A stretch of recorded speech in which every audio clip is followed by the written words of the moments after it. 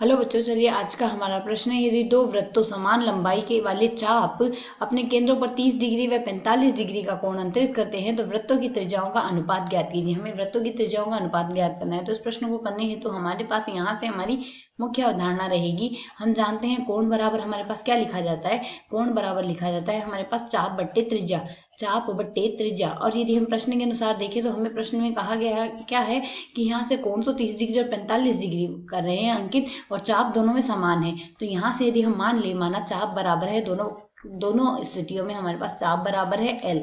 अब यदि चाप बराबर एल है तो जब हमारे पास 30 डिग्री का कोण बन रहा है, तो 30 डिग्री का जब कोण बन रहा है तो हमारे पास 30 डिग्री बराबर चाप बट्टे त्रिज्या, त्रिज्या हम R1 मान लेते हैं। ठीक इसी प्रकार दूसरी स्थिति में हमारे पास यहाँ से कोण 45 डिग्री का बन रहा है, तो 45 डिग्री बट्टे में हम यहाँ बराबर हम लिख सकते हैं चाप बट्टे त्रिज्या, हम यहाँ से R2 मान लेते हैं। पहली स्थिति में त्रिज्या R1 व दूसरी स्थिति में हमारे पास त्रिज्या R2 है।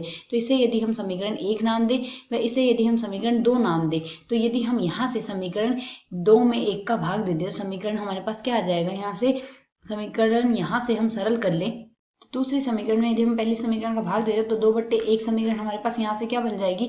यह समीकरण तो थी हमारे पास, यदि यहाँ से देखें तो 45/30 आएगा और दाएं पक्ष में हमारे पास क्या आ जाएगा L/R2 है, और बट्टे में हम L/R1 लिखेंगे तो इसे हम लिख सकते हैं R1/L।